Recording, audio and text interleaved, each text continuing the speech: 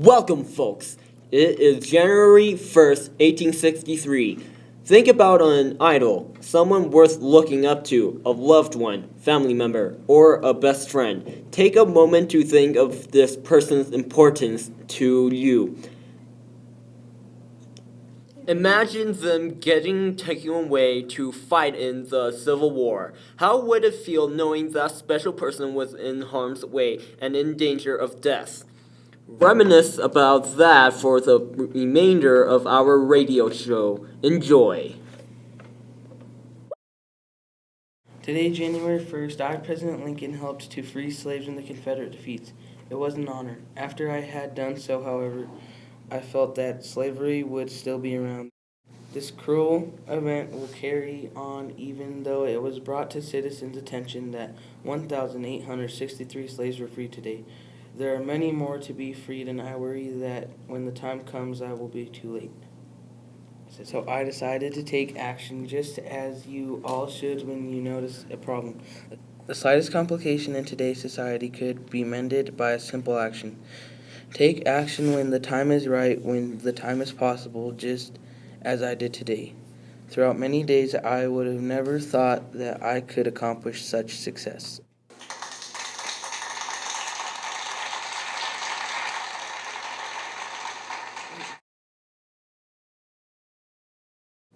General Hooker, I am now appointing you as Commander of the Army of Potomac, replacing Burnside. The Potomac? Yes, the Potomac is a rising river near the Appalachian Mountains. I am aware of that. Fill me in on Burnside. Ambrose Everett Burnside is a railroad executive, inventor, industrialist, and a politician from Rhode Island. But not only that, he also served as governor and U.S. Senator. Thank you, Joe. I am honored to be appointed your direction. Today, I am granted with the opportunity to command and capture Vicksburg. For those of you who don't know, Vicksburg is known as the battle happening now during the Civil War. It was a Confederate group led by me, General Hooker. Indeed it is. I was placed in charge due to the fact of no one else being responsible enough. And as the 18th president, I was chosen. My troops are going to march 20, 30, sometimes 40 miles in a day. Okay. The Congress have enacted a draft, which is also the first military one. This is affecting aged men from the ages of 20 through 45. The military is starting to become more important than anything else, and more men are needed in the current war. President Abe Lincoln is signing a law calling men ages of 20 through 45 to be enrolled in local military units.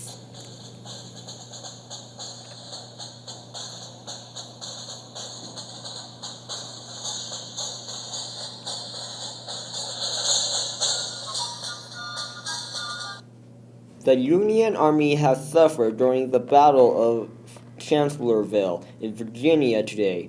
We have been brutally beaten in defeat by General Lee's brilliant and daring tactics.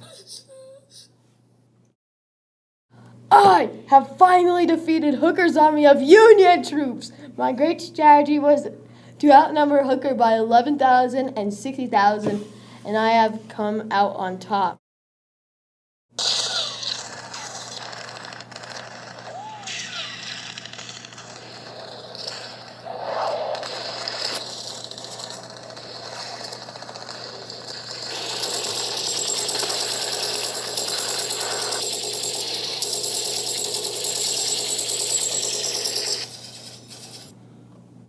I am laying here on the Chancellorsville battlefield, suffering a blow to the shoulder. All I can remember is riding on my horse across the battlefield, seeing the rebels open fire while my arm becomes shattered in pain.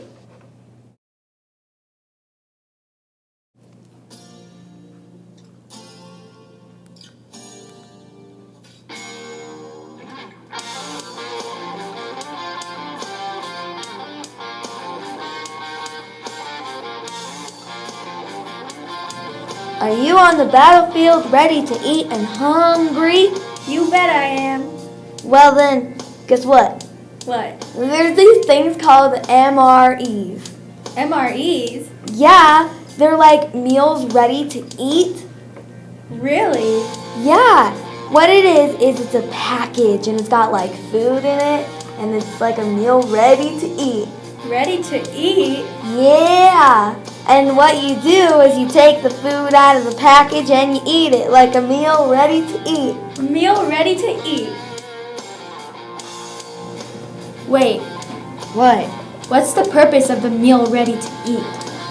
Well, for those of you hungry men on the battlefield, you could just carry it around in your pack and then like eat it on the battlefield. On the battlefield. On the battlefield. Eat it on the battlefield, folks.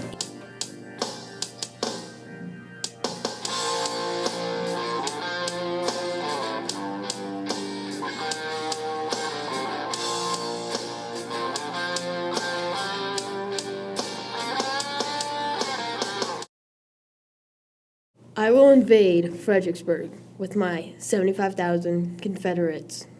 This may be my second time trying, and I may have lost the first time, but I will win this one. I made Northern Virginia start pulling out of this and give me a vicinity of Fredericksburg today. The tides of war turns against the South as the Confederates are defeated at the Battle of Gettysburg. George Meade held advanced troops at the site. On July 1st, the troops were waiting for reinforcements, and the second battle took place on July 2nd along the Confederate attacking Union lines. July 3rd was when the last battle came across Gettysburg, and 15,000 troops were sent to fight Union troops onto the Cemetery Ridge. It is Independence Day, and 75,000 Union troops are being arraigned. The Union have finally won, and it is the siege of Vicksburg, Virginia. They fought for wars against Vicksburg, and they are located in Warren County. I am a Union soldier, and I have been called off the battlefield for something important. The white anti-abolitionists are going out of control, and they have caused crazy riots. Stuff is being burned, and they already cost us $2 million worth of damage. The whites have killed 120 blacks, including children. Fort Wagner, South Carolina Negro troops of the 54th Massachusetts Infantry Regiment under Colonel Robert G. Shaw assaulted fortified rebels at Fort Wagner, South Carolina. During this time, many people were killed. The Negro troops were used as protectors and helpers to those who needed the assistance. Frederick Douglass, is it? Why, yes, Mr. President, that's me. Now, before we proceed, tell me a little bit about yourself. Well, I am an abolitionist who pushes for full equality for the Union, Negro troops. I became a recruiter for the 54th Massachusetts Infantry, and I took in this opportunity to take time and sign up a number of African Americans for the Union troops. Impressive. Now I believe you have a strength for reaching towards full equality, correct? I would like to know if you'd be willing to help me with this issue throughout the U.S. I, Confederate William Contrell, would like to pursue an idea to which I and all of you pro-slaves raid the town of Lawrence, Kansas. This raid would consist of mostly anything. I myself am a cruel man, so why not just butcher a bunch of innocents?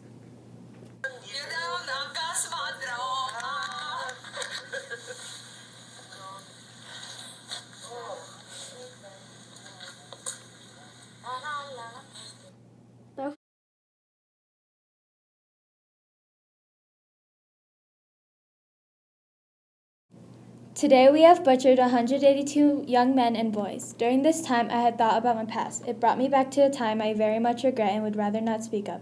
But that is my reasoning for this butchering. During this time was the Battle of Chickamauga. This battle lasted days, and the troops involved were led by Walter Morris. The formed lines and hachures showed an extreme sign of relief.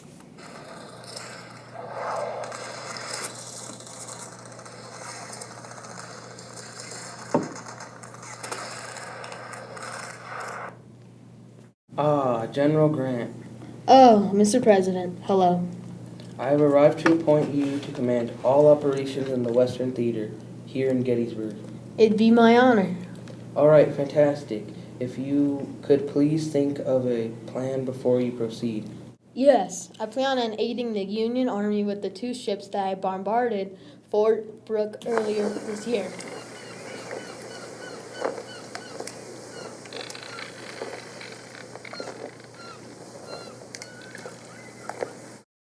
Today I would like to show my respects to those who lost and fought for their lives in the Battle of Gettysburg.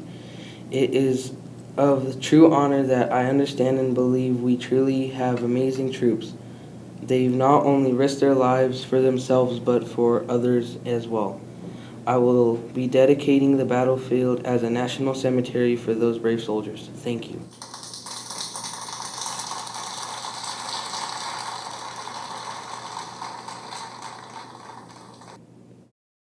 Chickamauga! At least the rebel siege of Chattanooga ends at Union forces under General Grant has defeated Braxton Bragg with over 34,000 casualties involved. I have accomplished one of the biggest victories in history.